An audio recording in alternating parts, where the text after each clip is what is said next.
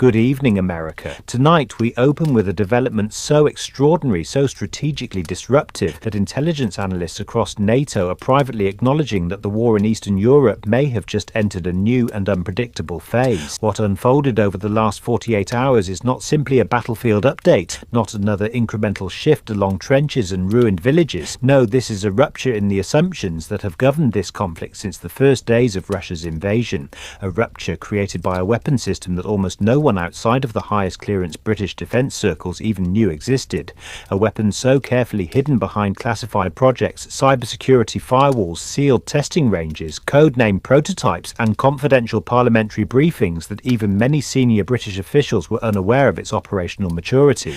And now, suddenly, unmistakably, the world is learning about it because Ukraine has deployed it in combat, and deployed it with a level of precision, invisibility and destructive clarity that has left Russian commanders scrambling, stunned and in some cases openly furious that such a system reached Ukrainian hands without a hint, without a leak, without the faintest trace that Western intelligence was preparing this level of escalation. And we begin tonight by telling you exactly what we know, what has been confirmed, what analysts are whispering behind closed doors, and why this might become one of the most consequential tactical surprises of the war so far. For weeks now, many of us on the investigative side of national security reporting have been tracking unusual British airlift activity, midnight transport flights leaving RAF Bryce Norton under heavy security, aircraft rerouting through Polish airspace with transponders toggling on and off, pallets transferred under blackout protocols at staging bases, and satellite images showing small but notable construction near Ukrainian training sites. But even the most experienced defence reporters assumed these movements were related to routine munitions, spare components or incremental upgrades to existing missile systems. Nothing, absolutely nothing, suggested Britain was about to transfer a capability that military engineers have spent years refining under conditions of absolute secrecy, a system designed as part of Britain's next-generation strategic toolkit, not a tool to appear in a hot war in 2025. And yet, here we are. According to Ukrainian military officials speaking under anonymity, the weapon was integrated into Ukrainian operational planning over several months, with select teams trained at secured facilities outside the country. British advisors reportedly worked side by side with Ukrainian crews not only on operation and maintenance, but on the deeper tactical doctrines required to employ such a system effectively against layered Russian defences. And when the moment came, when an opportunity arose to strike a Russian command complex buried behind fortifications, protected by overlapping air defence networks and believed by Russian commanders to be safely out of reach, Ukraine made the decision to reveal this capability to the world, and what a reveal it was. The strike was not only successful, it was devastatingly precise. Analysts reviewing thermal signatures, blast patterns and structural collapse imagery note that the weapon did not merely hit the complex, it carved into it with such accuracy that even hardened bunkers suffered catastrophic internal failure. Russian communications in the area went silent for nearly 8 minutes, a lifetime in battlefield operations. Several Russian military bloggers, usually quick to praise their air defense systems, posted messages hinting at panic among radar crews who insisted no warning ever appeared on their screens. And that, America, is where the real story begins, because this British system appears to combine three major features that are rarely seen together: ultra-low observability, dynamic flight path reprogramming, and a guidance suite designed explicitly to survive jamming environments. Russian air defenses did not fail because they were asleep. They failed because they were facing a category of weapon they were never configured to detect, let alone intercept. This is not a cruise missile. This is not a loitering munition. This is not a drone. This is something that blends the traits of all three and still manages to transcend each category's limitations. Let's talk about stealth. Early assessments suggest that the system incorporates shaping characteristics that reduce radar cross-section to near minimal levels, possibly utilizing composite materials that distort or diffuse incoming electromagnetic waves. Combined with a flight profile that hugged terrain and exploited natural geographic blind zones, the weapon likely approached Russian defences within a corridor that radars were not tuned to monitor at high. What we are witnessing now, America, is the kind of reaction from Moscow that you almost never see in a military power that prides itself on strength, secrecy, and strategic foresight. A reaction defined not by confidence, not by controlled messaging, but by a kind of frantic recalibration that is forcing Russian commanders, analysts, and political leadership to acknowledge that a threat they never accounted for has suddenly materialized on their doorstep. In the hours following the Ukrainian strike using this British-developed system, Russian military channels, both official and unofficial, were flooded with conflicting explanations, defensive posturing, and internal blame shifting that revealed just how deeply this event has shaken their calculations. Some sources attempted to claim that the strike was carried out by an improvised Ukrainian drone, a narrative so easily disproven by the precision of the impact and the stealth characteristics observed that even pro-Kremlin commentators refused to repeat it. Others tried to frame the attack as the result of a temporary radar outage, which immediately raised more questions. How could a radar outage occur simultaneously across multiple systems? How could jamming or malfunction explain the absence of any early warning alerts? The truth, of course, is that none of these explanations hold up under scrutiny. Russia's command structure is not used to being blindsided, and certainly not in a sector of the front that was considered stable, fortified, and well beyond the envelope of Ukrainian strike capabilities. And the fact that a weapon could penetrate that layered defense, strike with precision, and withdraw without detection, well, that is something that Russia's air defense doctrine simply does not have a category for. In the aftermath, Russian commanders convened emergency consultations to determine what exactly they were facing. Reports indicate that within hours of the strike, multiple Russian radar units in occupied territories were retasked to widen their scan parameters, an action that may appear sensible on the surface, but also reveals a key weakness. Widening the scan range dilutes the resolution, making systems less effective at distinguishing threats. It is the equivalent of asking a security camera to monitor an entire stadium instead of a hallway. The wider the field, the more blind spots emerge.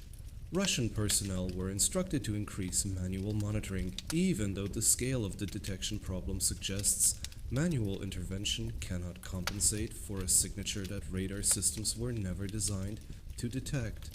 Meanwhile, one of the most telling signs of panic emerged from Russian logistics channels, where encrypted messages referenced the urgent dispersal of key assets deeper into controlled territory. These were not routine relocations.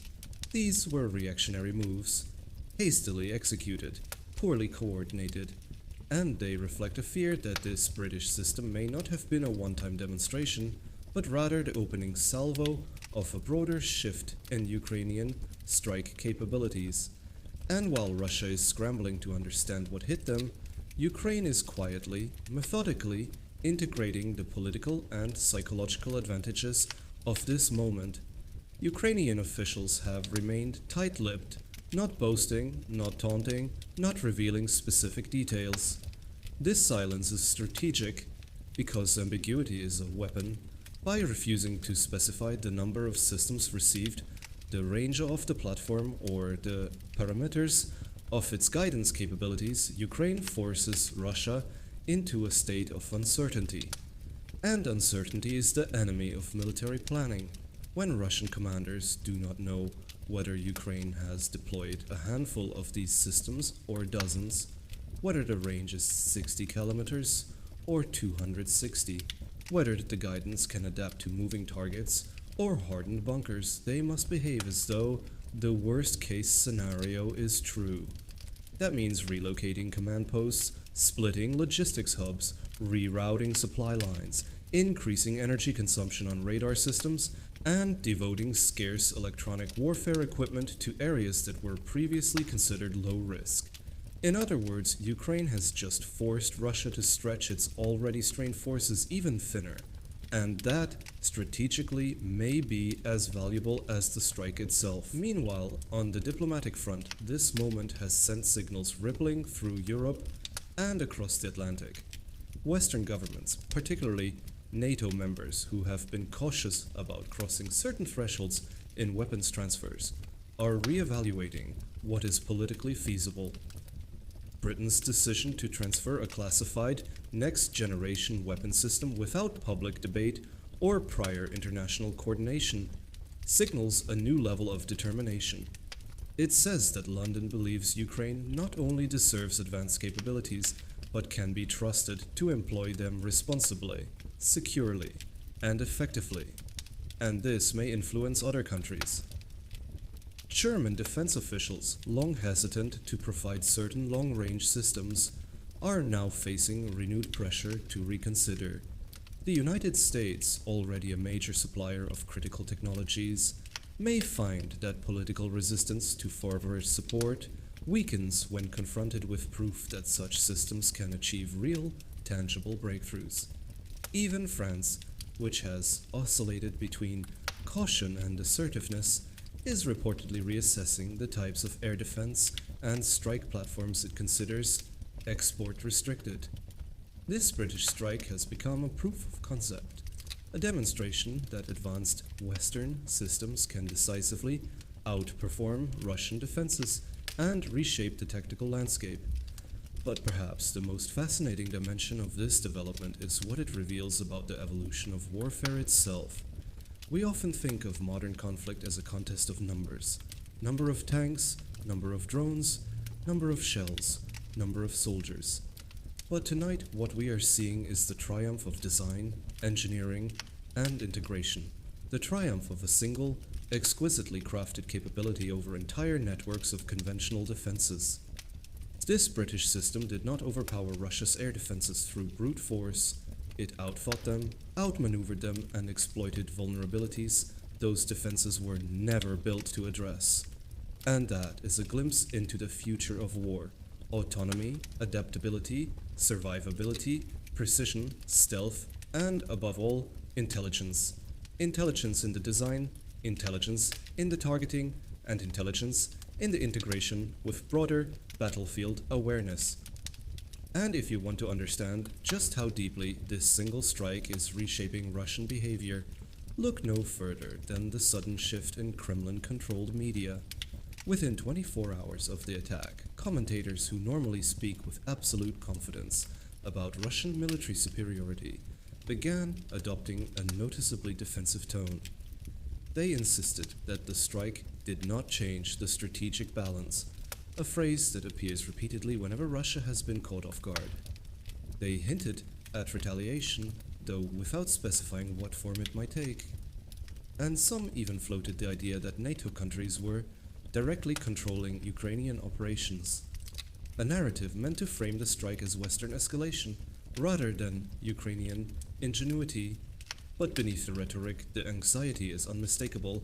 Russia was surprised, Russia was unprepared, and Russia's most fortified rear positions are now demonstrably vulnerable. Which brings us to one of the most consequential consequences of this moment, the shift in Russia's strategic psychology. Authoritarian militaries derive a tremendous amount of perceived strength from the belief that they control the escalation ladder, that they can determine what is possible, what is allowed, and what is beyond their adversary's reach. This strike shatters that illusion. It signals that Ukraine, backed by advanced Western technology and training, can challenge Russian dominance not only at the front line, but far behind it. And when a military power loses confidence in the safety of its rear area infrastructure, its command posts, its staging grounds, its ammunition depots, its operational effectiveness begins to erode from the inside out. And so, America, as we continue tracking the developments around this British weapons system, we must understand that this is not simply a moment of technological surprise. It is a moment of strategic realignment, a moment when Ukraine demonstrates that innovation, preparation, and international partnerships can outweigh the numerical and territorial advantages Russia believed would carry it through. A moment when one strike, precise, invisible, undeniable, forces a military giant to rethink everything it thought it controlled. And if this is only the beginning of Ukraine's integration of this capability, then the calculations on the battlefield may shift even more dramatically in the weeks to come. As we move deeper into what this moment truly represents America, it becomes clear that the significance of this British-supplied weapon system extends far beyond the immediate destruction of a single Russian command facility or the shock it delivered to air defense operators staring at empty radar screens. What we are witnessing is the exposure of a structural weakness in Russia's entire military worldview, a worldview built on the assumption that technological surprise flows in one direction only, from Moscow outward. For decades, Russian military doctrine has relied on layered defenses, redundancy, and the belief that any Western system entering the battlefield would eventually reveal its patterns, its vulnerabilities, its limitations. But this strike disrupts that assumption in a profound way. It suggests that Western military innovation has not merely kept pace with Russian countermeasures, but has quietly, methodically leapt ahead in areas Russia underestimated or ignored. And when such a leap is revealed not in a controlled test environment, but in a real battlefield strike that annihilates a hardened target behind the lines, the psychological impact can be as damaging as the physical destruction itself. Consider the ripple effects now moving through Russian command culture. Senior officers are trained to rely on predictive model, threat envelopes, interception probabilities, radar coverage maps, and response timelines. Those models are now compromised. When a system penetrates defenses without triggering alerts, without fitting known signatures, without behaving according to expected flight patterns, every previous confidence calculation becomes suspect. Commanders must now ask themselves uncomfortable questions. Which other facilities are vulnerable? Which assumptions about safety no longer apply? Which defensive investments may have been rendered partially obsolete overnight? And perhaps most destabilizing of all, what else does Ukraine have that we do not yet know about? This is not paranoia. It is rational fear born from uncertainty. And uncertainty is corrosive inside a hierarchical military system where confidence and predictability are essential to operational control. At the same time, Ukrainian leadership is acutely aware of the strategic leverage this moment provides. By revealing just enough to confirm the weapon's existence while withholding its name, its quantity, and its full technical profile, Ukraine has created a fog of possibility that works entirely in its favor. Russian intelligence services now face an impossible task, trying to infer capabilities from a single data point. Was this a one-off strike using a single prototype, or is this the first deployment of a broader arsenal already distributed across multiple units? Does the system require specific launch infrastructure, or can it be fired from mobile platforms? Can it strike moving targets or only fixed installation? Every unanswered question forces Russia to assume the worst. And in warfare, assuming the worst means diverting resources, changing plans, and reacting rather than acting. This is why military analysts are increasingly framing this development not merely as a tactical innovation, but as a strategic signal. Britain's decision to provide this capability tells allies and adversaries alike that the boundaries of military support for Ukraine are not fixed. They are flexible, contingent, and responsive to battlefield realities. For months, Western governments have spoken about avoiding escalation, about calibrating aid, about managing risk. But this transfer demonstrates a different calculation, that enabling Ukraine to strike high-value targets with precision and discretion may actually reduce long-term risk by shortening the conflict or forcing Russia to reconsider its approach. In other words, advanced capability is being used not as a blunt instrument, but as a lever, applied carefully, deliberately, and at moments designed to maximize impact. And the implications for NATO cohesion are significant. Allies that have hesitated to provide certain systems are now confronted with a clear example of success. This was not reckless, this was not uncontrolled, this was not escalatory in the way critics often warn. It was precise, disciplined, and operationally effective. That matters in political capitals where support for Ukraine must be justified not only to defense planners but to legislatures and voters. Proof matters, results matter, and this strike provides both. It strengthens the argument that advanced Western systems, when placed in hands, can shift battlefield dynamics without spiraling into uncontrolled escalation. And we cannot ignore the message this sends beyond Europe. Militaries in Asia, the Middle East, and elsewhere are studying this strike closely.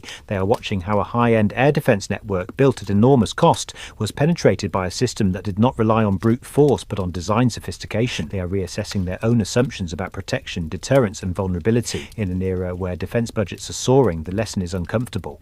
Even the most expensive systems can be outflanked by innovation. Even the most fortified positions can be rendered fragile, and even long-held technological advantages can evaporate overnight if adversaries adapt faster than expected. For Ukraine, this moment also carries internal significance. It reinforces confidence within its armed forces and among its population that their struggle is not one of gradual exhaustion but of meaningful progress. Wars are sustained not only by weapons but by belief. The belief that sacrifice leads somewhere, that effort produces results, that allies are not merely supportive in words but in actions that matter. This strike embodies that belief. It tells Ukrainian soldiers on the front line that the world is not standing still while they fight, that new capabilities are arriving, that the battlefield is not frozen in Russia's favor, and that morale boost, while difficult to quantify, can be as decisive as any single system. Yet this is also a moment of responsibility. With greater capability comes greater scrutiny. Every future use of this weapon or others like it will be watched, analyzed, analysed, debated. Ukraine's leadership understands this. That is why restraint remains central to its approach. Targets will be chosen carefully. Effects will be measured not only in damage inflicted but in strategic consequence. The goal is not spectacle, it is leverage. Not escalation for its own sake,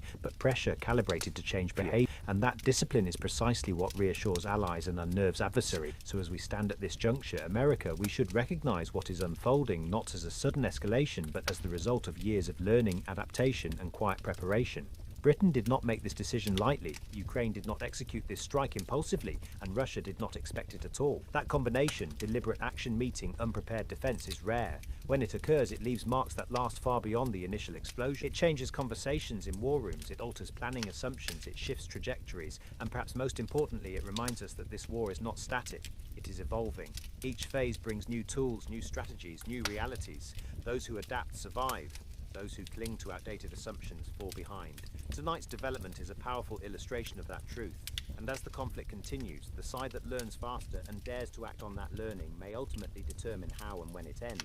And so tonight, America, as we arrive at the closing chapter of this extraordinary development, it becomes impossible to ignore the larger truth now emerging from beneath the fog of war. This was never just about a weapon. It was about a moment when assumptions collapsed, when power dynamics shifted quietly but decisively, and when the trajectory of a long, brutal conflict bent, perhaps only slightly but unmistakably, toward a new direction. History rarely announces itself with clarity while it is unfolding. More often it reveals itself through events that feel technical, obscure, even esoteric at first glance. A strike here, a system there, a classified capability suddenly exposed. But years later, those are the moments that historians point to and say, that's when things changed. And this British-supplied strike, carried out with surgical precision by Ukrainian forces against a target Russia believed untouchable, bears all the hallmarks of such a moment, because what Russia lost in that explosion was not merely a command facility, or a cluster of officers, or a temporary disruption in coordination. What Russia lost was certainty. Certainty that its air defences were sufficient, certainty that its rear areas were safe, certainty that escalation thresholds were firmly under its control, certainty that Western support had predictable limits. And in warfare, the loss of certainty is devastating. Armies can adapt to losses of equipment, they can replace damaged infrastructure, they can rotate personnel, but when confidence in the system itself erodes, when planners no longer trust their maps, their models, their assurances, that erosion seeps into every level of decision-making, it slows responses, it breeds caution, it introduces hesitation, and hesitation in war is lethal. At the same time, this moment crystallizes something equally important on the other side of the equation. It confirms that Ukraine is no longer fighting merely to survive, nor even merely to resist, but to shape the battlefield on its own terms. The ability to hold high-value targets at risk far behind the front line fundamentally alters the strategic conversation. It means Russian forces must now defend everywhere, all the time. It means logistics become more fragile, command and control more dispersed, planning more conservative, and it means Ukraine gains leverage, not just militarily, but politically. Leverage that can be used to influence negotiations, to deter future offensives, to reassure allies that continued support yields tangible results. And let's talk about those allies, because Britain's role here matters enormously. This decision will be studied for years inside defence ministries around the world. It represents a calculated risk, yes, but also a calculated confidence. Confidence in Ukrainian professionalism, confidence in operational security, confidence that advanced capability, when placed in disciplined hands, can be a stabilising force rather than a reckless one. That confidence may prove contagious. Already quiet conversations are underway in allied capitals about what this precedent means. Not publicly, not on press release, but behind closed doors where real decisions are made. If one classified system can be transferred successfully, what about others? If one red line can be crossed without catastrophic escalation, others were imaginary all along. These are uncomfortable questions for those who are cautioned, unavoidable ones in a war that refuses to remain static. This also forces a reckoning with the future of warfare itself. The strike we're discussing tonight encapsulates the direction modern conflict is moving, away from mass and toward mastery, away from saturation and toward sophistication. It shows that the most decisive blows may not come from overwhelming force, but from precisely applied intelligence, stealth, adaptability, and integration. It underscores that wars will increasingly be won not by who has more, but by who understands better, who sees the battlefield not as a map of territory, but as a network of systems, vulnerabilities, and opportunities. And that shift favours societies capable of innovation, cooperation, and rapid learning. For Russia, the road ahead becomes narrower and more treacherous. Every response option now carries greater risk,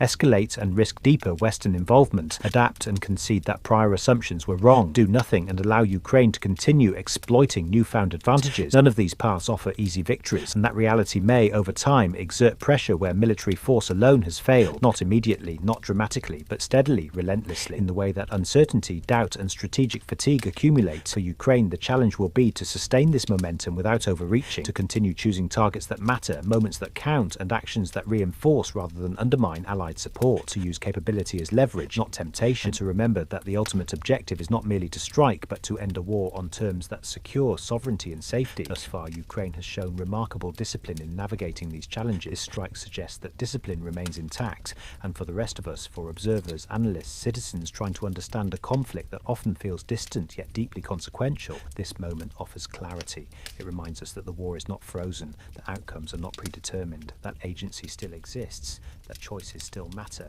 and that behind the headlines and the maps and the casualty figures, there is a constant contest of adaptation and will. So tonight, as we close this story, let us be clear-eyed about what we've witnessed. Not a miracle weapon, not a sudden end, but a signal that the balance of possibility is shifting, that innovation has entered the battlefield in a new way, and that the future of this war, and perhaps others to come, will be shaped as much by unseen capabilities and quiet decisions as by visible battles. This story is not over. In many ways, it is just beginning, and as it unfolds, we will continue to watch, to analyze, and to explain what it means, not just for Ukraine or Russia, but for the world that is watching history being written in real time.